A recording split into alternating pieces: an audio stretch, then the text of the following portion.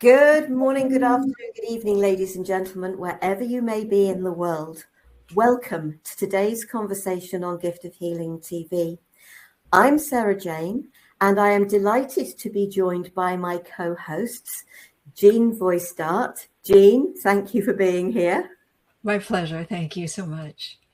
And Scott Holmes. Scott, thank you for being here. Always a pleasure. And our guest, Diane Woodford. Diane has chosen the topic Aftercare, Finding Peace Beyond Trauma, which is the title of her book. So Diane, share a little about yourself and why the topic for the book and for the program. Well, first and foremost, thanks for having me. And hi, Jean. Hi, Scott. And it's lovely to be here. So I am Diane Woodford. I'm a retired critical care nurse. I'm an author ×2. I'm a podcast host. I'm a world traveler, One Love ambassador. And Aftercare is my second book.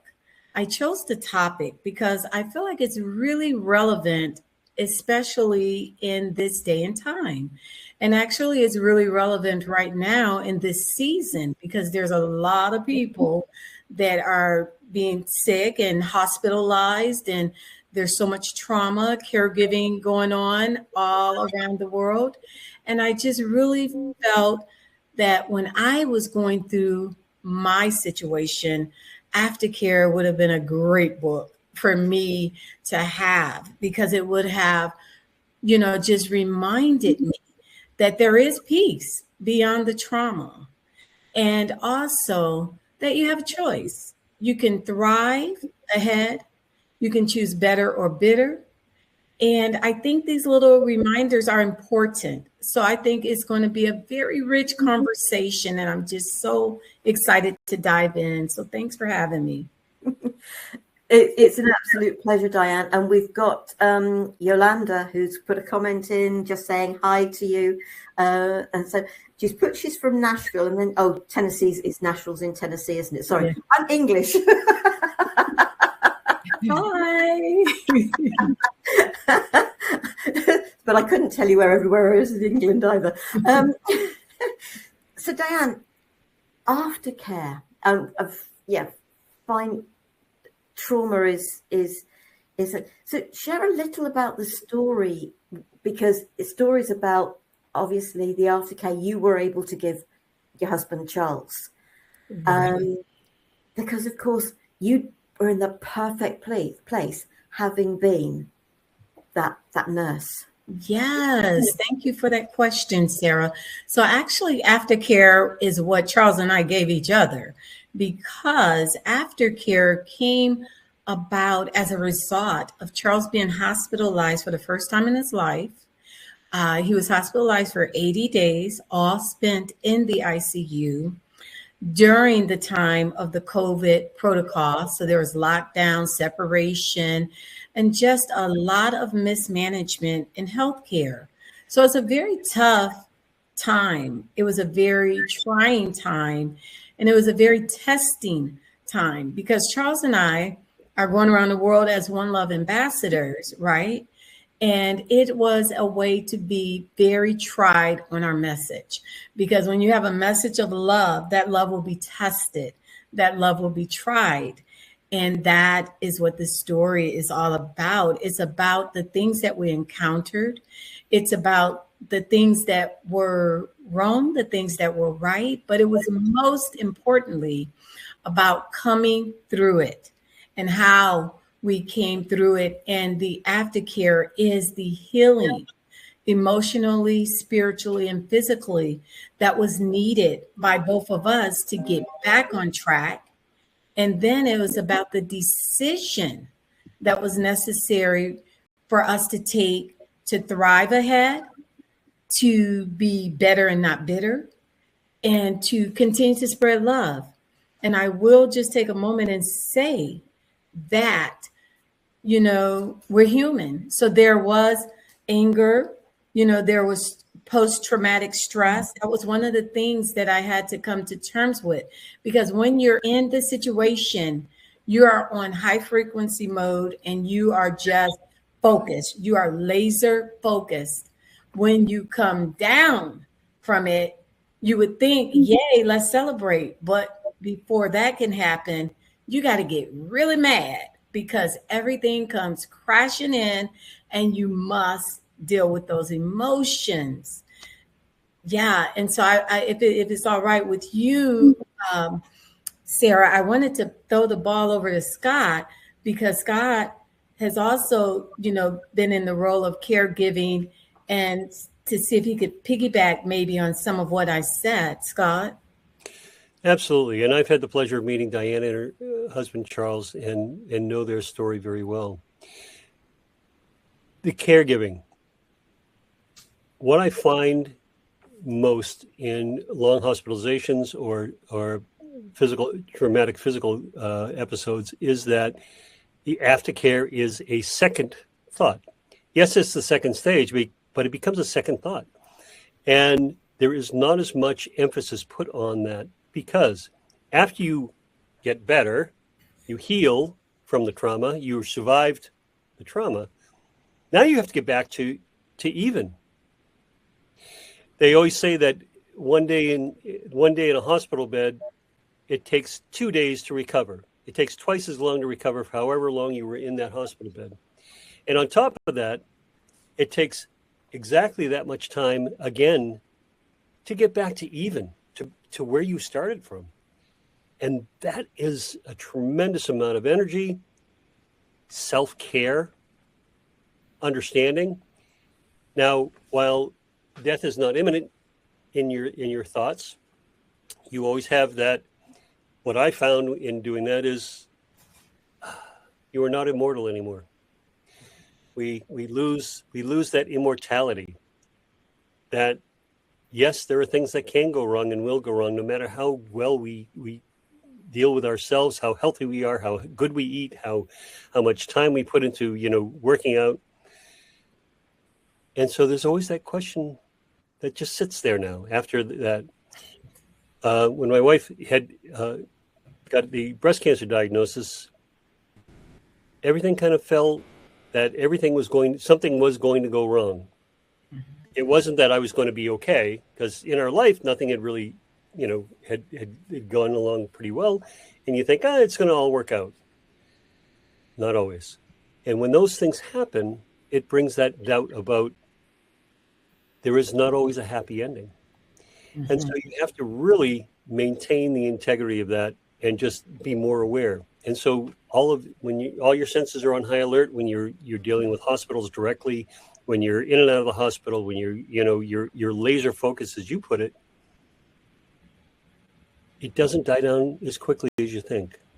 It takes just as much time for the caregiver as it does for the patient in order to get kind of over or through that situation. Absolutely. Absolutely. Jean, any thoughts and experiences that you'd like to share? Yes, first, I just want to say thank you so much for writing this book and for bringing up the topic of trauma and caregiving. It's just so important right now, as you say, and always. In our family, I am a person living with chronic pain and disabilities, and my husband and my son are also disabled and unique in their lifestyle. And we've found this rhythm working together with gratitude and laughter and family dedication and devotion that helps us get through things. Gratitude is really a big thing, and my spiritual practice. And even when trauma occurs, and we also were care providing for my husband's mother and father before they passed. Whatever happens in the life of a family, there's these moments through trauma where you can say, okay, what is the lesson? What is the blessing? What can I receive from this? even if it's completely devastating, and I have to practice that every day. But what is happening here, and what can I own? Taking ownership, taking time, quiet time to reflect, working that in somehow. And I know when we were caring for my husband's mother, it seemed like there was no time. It was 24/7, lifting her, turning her in the bed, working with her. But we took shifts. We did what we could. Taking time to tune in, even if it's just for 30 seconds, listening to our bodies, loving ourselves, loving our moment, precious moments, finding that, even though it seems completely devastating, finding that joy moment and celebrating the moment with receiving something that needs to be received, receiving the gift. And sometimes it's just a reflection upon myself. Like I said, ownership, like, gee, I need to learn something here. I need to learn patience. I need to learn forgiveness. I'm pointing the finger in the opposite direction here. I need to take care of myself, and that's why I'm grumpy, And so, there's just so many opportunities, I think, to practice gratitude and receiving that love and owning what we need to do. Yes. Bless you. Thank you. I'm first going to say hello to Dominique, Carmen, Jane, Charles, and Tamika.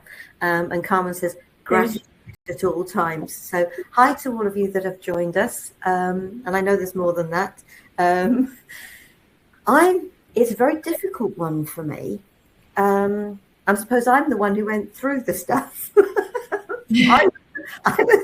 And I just think, what must my mother have gone through when I was hospitalized as a 1-year-old for 3 months, in a time so we're talking nearly 67 years ago, at a time when it wasn't lockdowns, etc., but the rules of the hospital were, you can only go and see her every other day for an hour.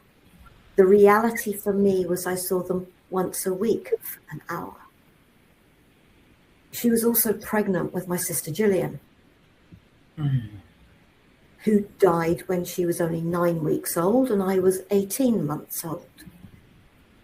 So the traumas that I went through, with the feelings of rejection and abandonment, as well as the accident that occurred that put me in there, the feelings of insecurity, seriously, they left me in seriously a bad state. They really did.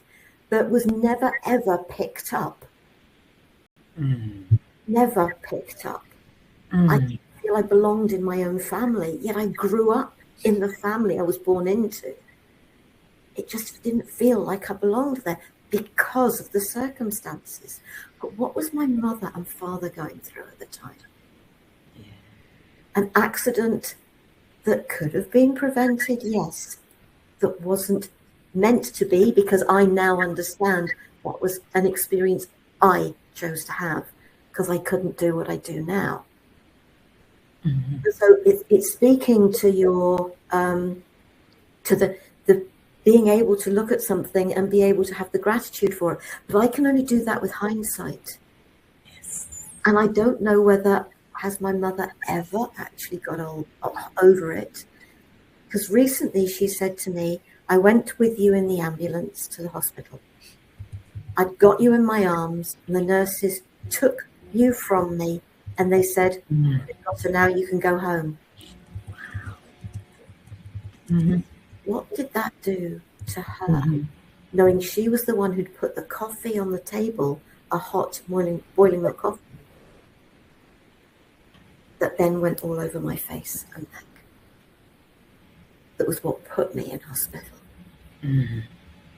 So it's all about, for me, yes, there has to be forgiveness, as well as gratitude for the experiences. Although I appreciate with all of these, it's very difficult to find the gratitude for the experience at the time. Yes. But with hindsight, as we've grown older, we come to understand the circumstances around things. As with you, Diane, it was COVID, it was lockdown, it was limited contact with people. So for Charles and yourself, that must have been so hard. You know, another friend I had in hospital at that time, he didn't get to see anybody because he was in hospital miles away from home. And so I think, how do we survive at the time? It's sometimes easier to find the survival after it. Absolutely. Diane. Absolutely. Oh, wow. Very good. Very good point. Gratitude and forgiveness. Very good points. And definitely what was needed, you know, to even write the book, right, is the forgiveness component that you were talking about, Sarah Jane. But then also circling back, Charles and I were in South Carolina. We were here in South Carolina. We're not from South Carolina. So our family was in Michigan, Texas. So it was just he and I in this space, right? And talk about having to the nurse took you and sent your mom home. I was in the ER with Charles for about 45 minutes. And then the nurse came and told me to get out. She's like, what are you doing back here anyways? How did you get back here? And, you know, you have to go, you know, and just, but I took it as a God wink because at least I had that time, because there were so many people that were dropping their family members off at the door and some never seeing them again. So at least I had that time to kind of get him settled in. And unbeknownst to me, it would be almost 21 days after, right? Almost 21 days after before I was even allowed to go in there and see him. And by the time I got in, he was so malnourished, scarred, wounds on his body because of just neglectful care. And what I'll say here is this: as a retired critical care nurse, the importance of having a family member at the bedside is priceless, because I don't care how phenomenal the nurse is. That is not the only patient, and she cannot keep eyes on your family member at all times. That's one aspect. Then the flip side is when there's no one there, then there's no one to call for help or no one to go out and grab someone to bring them in. So it's very important to just be there at that bedside, right? It's very important to just find ways. So because the 21 days I couldn't be there near him, then what I did is I found ways. I did virtual communication with him. I established relationship with the nurses. I brought them coffee. I brought them muffins. I brought them lunch. I brought them things. And as a result, the barter came in. They gave their cell phone to Charles so I could talk to him. So they made sure. I made sure that I saw them so that they could see him when I didn't. And so that was a choice, because I could have gotten angry and been that type of family member, or I could have just continued to lead with love. And what I can say is this: as bad as that storm was, when we left love in the place, but we also left hope, because they were able to see a patient get so close to the edge that they had already had the morgue ready for him. And then to see him pull back. And that was a hope that was not seen in hospitals during that time. All they were seeing is just dropping them in the bag. And they were ready to drop them in the bag. But then he came back. And that shifted and pivoted so much for the nurses and doctors that were meant to be touched by our experience. and they have gone on and it's changed their lives. And so it starts off as a bad storm. It looks as if it's coming to destroy everything because everything was blown up, but actually it cleared the way and it allowed the light to come in. And that is what you have to focus on in the aftercare, not what went wrong. You must look at the things that went right. And I'll end with this. Sarah Jane, you were so right when you said, how did your mom feel, right? Because she was the caregiver. I had those thoughts like, what did I do wrong? I'm a critical care nurse. What did I miss? What should I have done? And, you go through all of those things, but you have to stop because you will not be able to go forward. You'll get stuck. As my sister Carmen, who's here, says, you get those hamsters going and they just start turning over and over in your mind, right? So I could not do that. I had to just say, okay, let me move forward. But what people didn't understand is it took me to the very core of my essence. I don't even know how I made it. It blew me up from the inside out because all the control and all of the processes and all of the knowledge and all of the rationale, all of those things just got blown out of the water. Just got blown out of water. I don't know that it's better to look at a situation and know what should be happening, but seeing the opposite and having to maintain your peace, because if you acted the way you felt, you get kicked out. You're absolutely right, Diane. You're absolutely right. I wanted to add, my daughter, my youngest daughter got sick in 1983, and she lived to the age of 15 years old and died in 97. And so during the 80s and 90s, we didn't have the means for communication that you do now. We didn't have a lot of the systems in place. And so advocacy.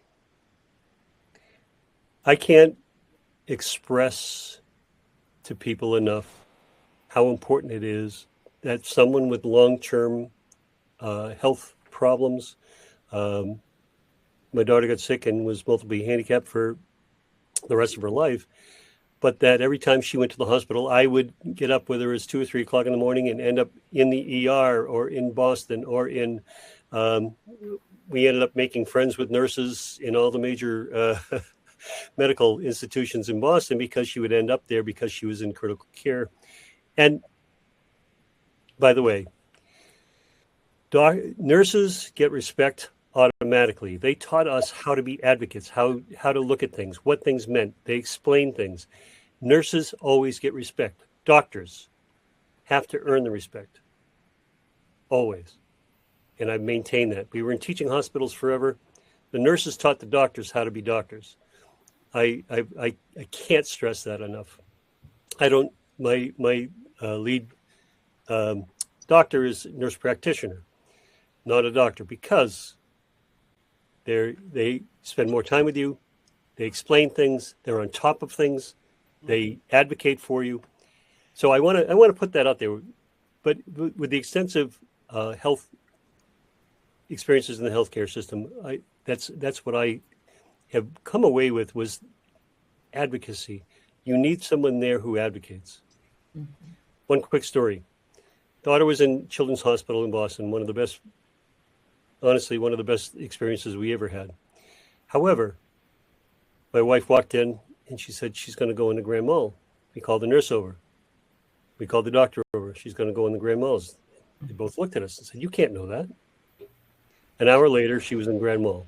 Mm-hmm. Come to find out, they had taken her medication away because it was too high and didn't reinstate it. So she went through 24 hours of grand mal seizures for no reason. Mm-hmm. Needless to say, as a father, I wanted to punch somebody out. Let me tell you. Yes. Because it was needless. Mm-hmm. But the point of it was the doctor never asked my wife and I what was going on with our daughter or what were because every patient writes their own story, and every person reacts differently to medication. Their levels are different. Everything's different. So the ones that know are the guardians, the caretakers, the caregivers. They're the advocates. And I impressed on that doctor when we sat down with the head of his boss and the doctor, that you listen to the parents because they know better. We had so many experiences, and people say, "Oh, well, when this happens, we do that." You can't do that. Why not? Well, when they tried it 2 other times, it didn't work. You got to go somewhere else. Well, we knew that from experience. So it's that advocacy, and the unfortunate part is you can't ever just stop, because everybody in whether it's physical therapy, occupational therapy, dietitian, all of those professionals have an opinion about how to do things, but not everything works. So you really have to make those decisions as you go along. Mm-hmm. And I love that you were able to do that, and the doubt that you had. Now, there's nothing I could have done about my daughter getting sick, but you know what? I questioned myself for years. What could I have done? What did I miss? What could I have done to prevent it? Yeah. Nothing but. Exactly. As a dad, I couldn't protect her, Jean. Yeah, there's so many things that were said that I just want to acknowledge and applaud. I mean, my goodness. Diane, when you said that you didn't know if you could get through that, it was just gut-wrenching for you, just horrific for you.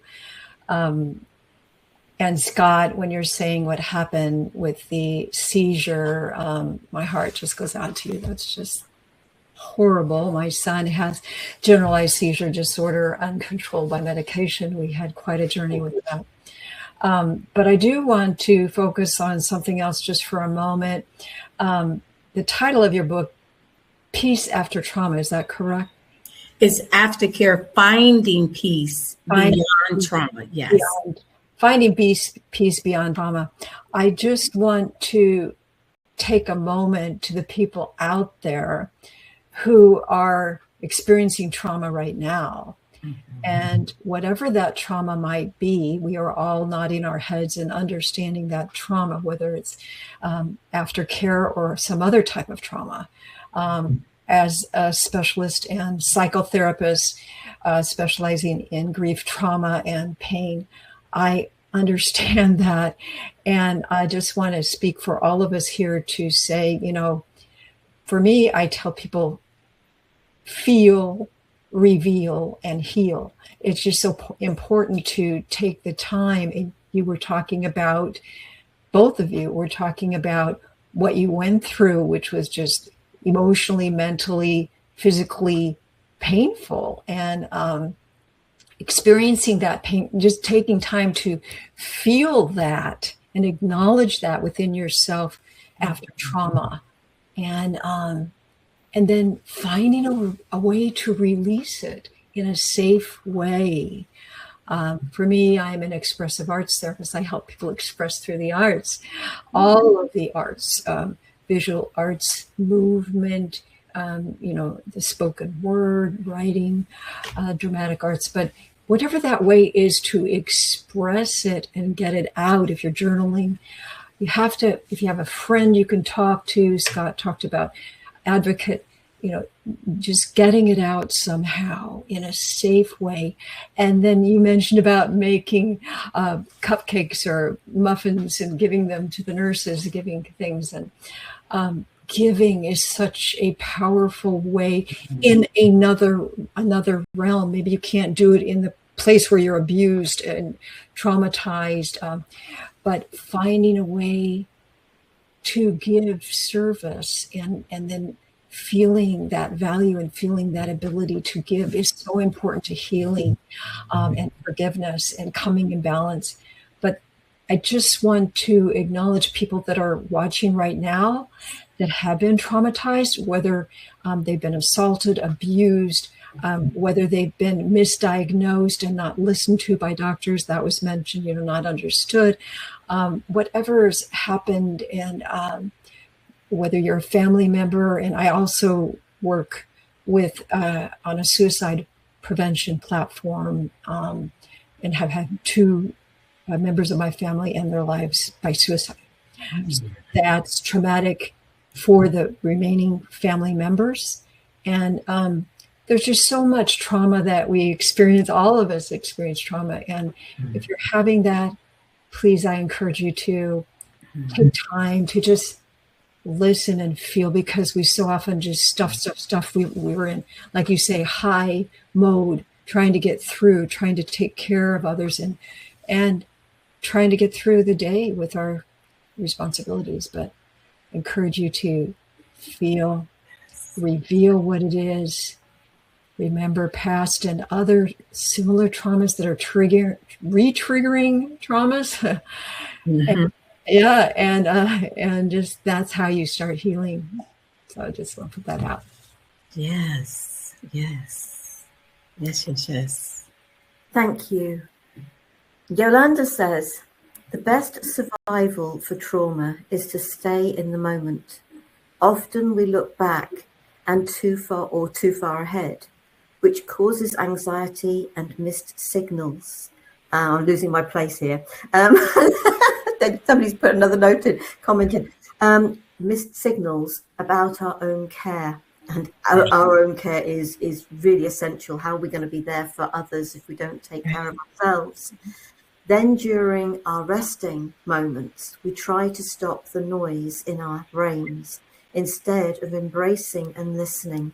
Many times we believe we must respond to the noise, but the reality is that we do not. We serve ourselves best by simply be the listener. And listening to ourselves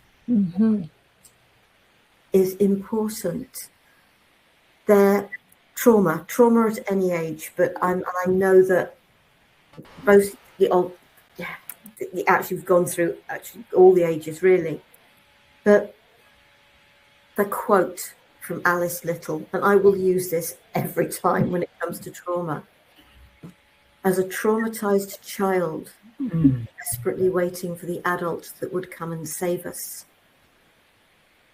we didn't understand that it would be ourselves as an adult. And we are the one that has to be there for ourselves. And encouraging others involved in situations to be there for themselves. Trauma in childhood is very difficult. The child just doesn't know what to do. And the adult can't explain anything, can't tell them what to do, even if they understand what to do. So that trauma in childhood is a trauma that we, as the adult of that child, is the one who can go back and support them. And that builds our confidence when that child, and you know what, it goes for us at an awful lot of ages, when we realize that somebody is seeing us, is hearing us, is actually listening to us, that we are being seen. And we all require that in our lives. And in your situation, Diane, you helped yourself and Charles to be seen by the coffees and the muffins, etc. Absolutely. You helped them to realize they were being seen so that they saw you. Yes. The advocacy, the standing up and saying, you've got to listen to me. As you were saying, Scott, that was you saying, you've got to see me. But we also have to see them and everything that they're going through. Absolutely. And everything that you were saying, Jean, it's really about being seen, being listened to, being heard. And encouraging others to do that. But first and foremost, we must do it for ourselves. Because if we don't see, listen and hear to ourselves, how are we actually going to be able to vocalize what we require to say? As you said, it has to be in a calm way. You can't go shouting and screaming as much as you may want to. Sort of, who can you blame for not the state you found Charles in, the people not listening about your daughter? And I'm sure you've been through, with all the things that you've been through, Jean, and your family's been through, there are going to have been times where, why won't they listen? And I can only speak from knowing the work of listening to my younger child, my inner child, myself. Because,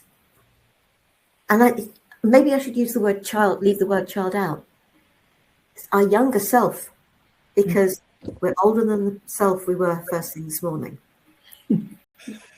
Yes, it could be something that happened yesterday or the day before or first thing this morning or even an hour ago.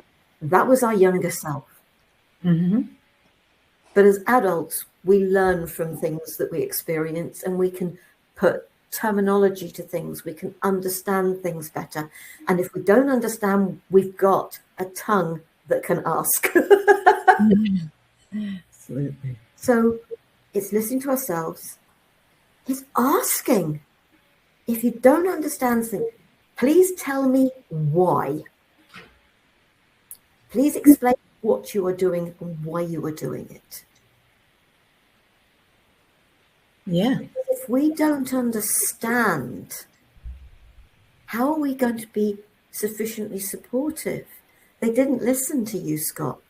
You had spells, I think, from this is what I've heard from your story, Diane, that people didn't listen to you, and you really had to stand your ground. And I have no doubt that you had to do that. So, yeah, there's so much there to unpick. Oh, yeah. Oh, yeah. I tell you, Sarah Jane, one of the things that I will say is this. You, as the patient advocate, you as the voice for that patient, you have the power, and you must hold on and remember that, because the challenge that I had, and remember, I was a critical care nurse, so everything that I'm seeing, not only have I been on the other side of it, but I know the way that it should go. So I'm asking, hey, let's get him woken up. He's been on that vent for a long time. They didn't want to do it. I can't tell you to this day what that was about. I don't care. But what I do care is he needs to be woken up. They wanted to put a tracheostomy in him without even waking him up. Now he's been under for almost 3 weeks. So I asked the doctor, I said, hey, would you trach him without even doing like a neural test to see where we're at, have a baseline? He said, yes. I said, oh, no, you won't. I said, we're not doing that. They were pushing so hard for this tracheostomy. I said, you will wake my husband up. They didn't want to wake him up. I said, well, I'll tell you what, we're not doing a tracheostomy until you wake Charles up. So they tried to push it back a little bit, and they came and they were trying to explain to me the importance of, this tracheostomy. And I said, we're not doing it until you wake him up, because it was important to me to look in his eyes and to make sure that he was still there before we did one more thing with him. And I did. I looked in his eyes. I saw he was there. He was able to squeeze my hand. I say that because as an advocate, you must be strong, and you must understand that they're going to come with lingo. They're going to come in teams sometimes to kind of just force you or bully you, because there was a lot of medical bullying happening, but you must be able to stand strong and stand your ground. And remember that you have the power. You have the power. Here's the thing, though. After being in such a traumatic fight, right? When you come back, like Scott said, it takes time to recover. So after all that was said and done, my scars were not seen. Everybody's ready to give me this big medal. You know, you did it. You did. I'm like, are you kidding me? I'm all broken inside. What are you talking about? Here's the thing. People can look perfectly fine. They can have the biggest smile on their face, and they can be falling apart, just trying to get from one breath to the next. My mom says everything that glitters is not gold. What every smile you see is sometimes just holding that person together. They're smiling just to stay together, to stay together. And everybody's not going to ask for help, especially when you're considered strong. Everyone, you're so strong. I am human. And I felt every single part of it. But I chose to keep going. Didn't make it easy. Didn't make it easy. And it really is a choice, isn't it? I piggyback on what you said. Many times my daughter would be taken in the Boston hospital. We'd be in the ICU, not knowing if she was going to make it or not. We would go home at midnight expecting a phone call to say that she had passed. So we'd wake up the next morning, we'd call, and she said, no, she's still here. Okay. Now we're recovering. We've had all 3 hours sleep. We get back into the hospital, and there she is smiling in the bed. And we're just devastated. And it takes us another week in order to recover to get back to normal. It's the caregiving takes a tremendous amount of energy. It takes a tremendous amount of caring. And you either, my daughter was in a pediatric nursing home from 4 until 15, and there were 62 multiply impaired children there. Massachusetts is one of the few, at that point, one of the few states that actually had that, which we were so thankful for. But so many parents walked away. Your problem now, walked away. The divorce rate amongst families that have multiply impaired children is about 65 to 70%. Mm-hmm. We were one of the few that stayed together because of the impact it has on your entire life, about how it affects you. And so self-care, which I didn't know anything about, by the way, because I was too busy being the rock of the family, making sure my wife was okay, my other 2 daughters were okay, my daughter that was in the nursing home was okay, making sure that we had a roof over our head, doing all of those things. And you put the layers on, right? You put the smile on, as you said, Diane, you walk away and you try and be the best person you can be in that particular moment, no matter how much weight you're carrying on your shoulders. Mm-hmm. And for all of you out there who are caring for people, whether it's a parent, whether it's a child, whether it's a spouse, whoever that is,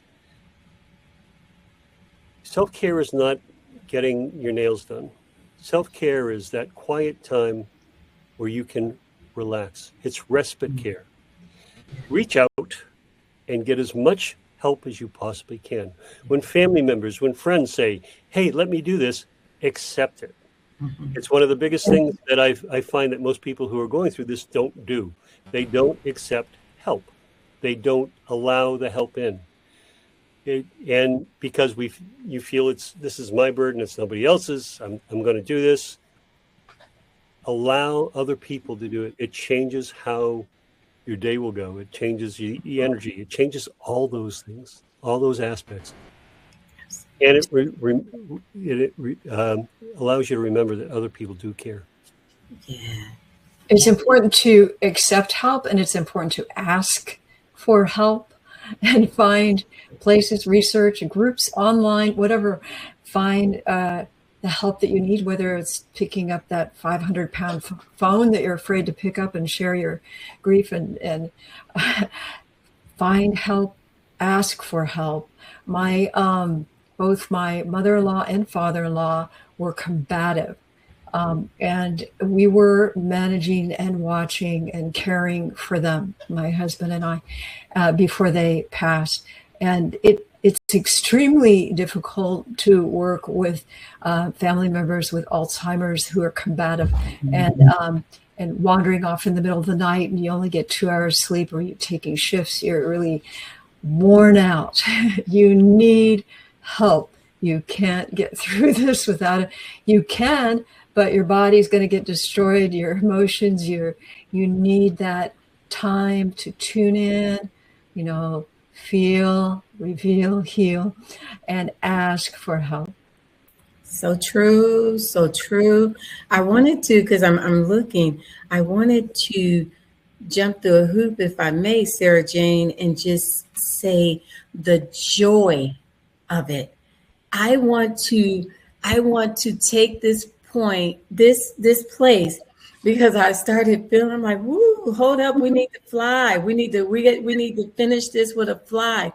The actual book, Aftercare, has just it's one section about all we went through in the hospital, right? It introduces you to us, but it's only one section. And then it's the thriving forward. And I think it is so important that that there is peace beyond the trauma. And I still remember to this day, as Charles and I began to heal together, because first, like Scott said, you have to get back to even. And Charles was in the hospital for 80 days. So go ahead and do that multiplication that Scott gave, times the 2, that's 160, times another 2, 2 to that, that's another 160. It's almost a year, right? Just getting back to even, because you're watching them like a hawk and you're doing, all these things. And I'll tell you, the biggest thing to me getting to my peace was surrendering the role of his caregiver, and becoming his wife again. I had to choose. It's like, do you want to be a caregiver or a wife? Because what I saw is me being his caregiver was actually impeding him from getting better, because I was always there, like a hawk, doing this, doing that, not, just all, I was just all over it. And it's just like, yeah, this is not good. You're part of the problem here, and you're part of your own problem here. You have to have the power to let go, to truly let go, be able to leave and know he's going to be all right. Because for a moment, I didn't want to go to the store. I didn't want to go, because you want to just watch. You're waking up, looking at him breathing and all of this. At some point, you have to trust the process of life enough to just know, okay, you've come out of that storm. Don't keep living it over and over. Don't you make a storm. And once you can get to that part, you thrive. As soon as I did that, that's when he started to thrive. That's when we began to do all of the things that we were on track to do. And I will say this part, once you come through the storm and you choose to live better, then you just do. You stop putting things off. You see the main things. You see your priorities, and you remember that life can change like this. So all of that, I'll do it later, or maybe tomorrow, or maybe this or that. Aftercare has taken us on a 9-month expedition through Europe. Aftercare is where I was able to meet Sarah Jane, and we were able to have ice cream on the beach, laugh and walk and talk and just come together. So in the aftercare, it's beautiful. I want people listening to hear me. No matter the storm, it can be a tsunami, it can be a tornado, no matter the storm, there is a rainbow on the other side of the storm, and rainbows are beautiful. So don't get so stuck in the storm that you miss seeing the beautiful rainbow, experiencing the rainbow.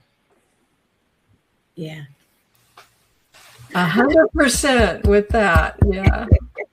I feel like my life I live joy every moment, every day. And those experiences changed my life for the better. My goodness, what you learn coming out of that. And just so much, as I started off my conversation here, gratitude and spiritual practice and joy.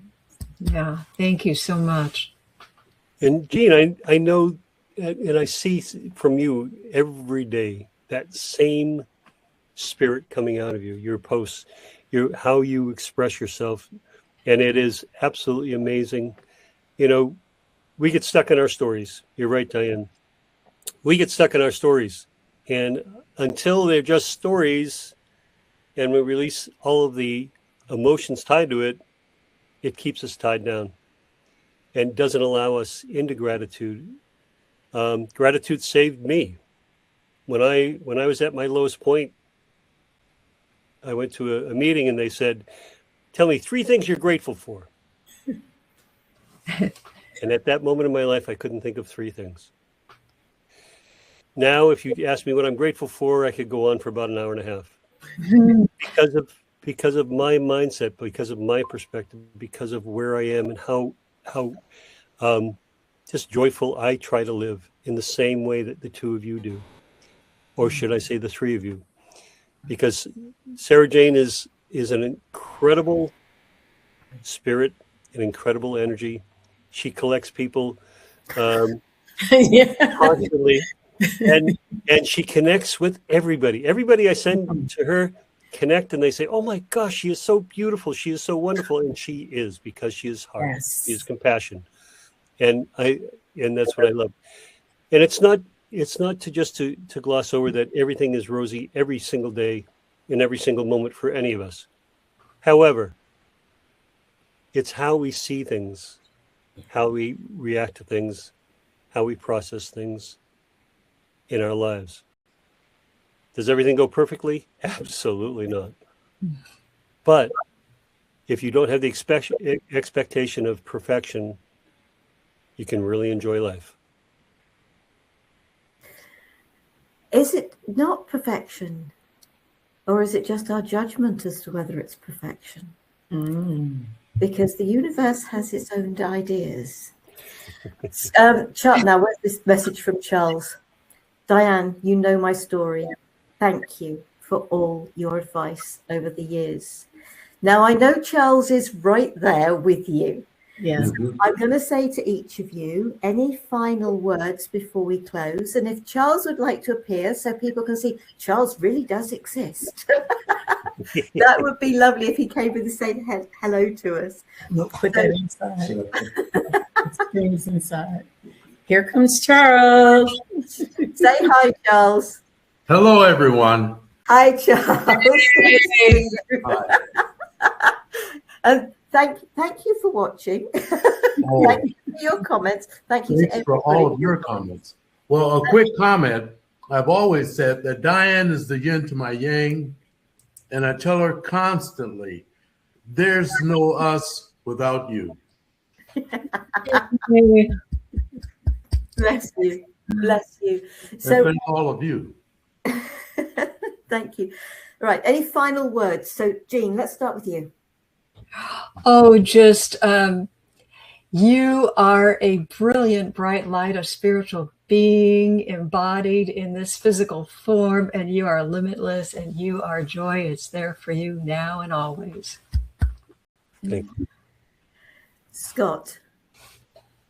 For those who came on, I think I want to thank you for being here present while these two beautiful people are here. 4 other beautiful people. I have had the extreme pleasure of knowing all of them, and reach out if you have questions, if you have any doubts about where you are, if you want direction.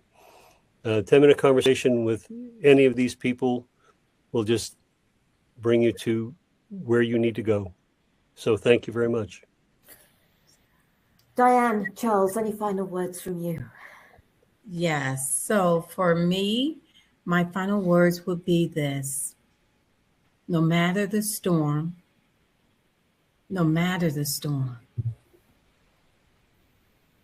as long as you have breath in your body, take the breath, take one step at a time. Know that there is peace beyond any trauma. Ask for help. Ask for help. Sometimes asking for help is not necessarily having to call someone or ask a person. I literally asked my God, my spirit, to send me help. And then asking for help that away. The right help came again, and came again. There's peace. One love, y'all. I would say one love to all of you, and keep your movements forward. He didn't bring us this far for nothing. There's other things for us to do, individually and collectively. Keep the faith. One love. Bless you all. Thank you. I have put the website, which I think that leads actually to aftercare. So it leads to the book on your website. That's in the chat. I will make sure if you're watching this on YouTube, it's going to be under the video in all the information, with the information where you can connect with any of us. So please, if anything here has spoken to you, you wish to learn more about each and every one of us, or just one of us, go and find the links to the website. You'll find those under the video on YouTube. Thank you so very much to each and every one of you. There's been several comments about this was so inspiring, this was so needed, this is so important. Thank you to all those of you that were watching and participating in the program today. So much appreciated. Just finally, next week, I've got a program with Katie Brazone, Wild-Hearted Wisdom, the Eternal Child and Animal Spirit. I hope you'll consider joining us for that. Take care, be safe, stay well.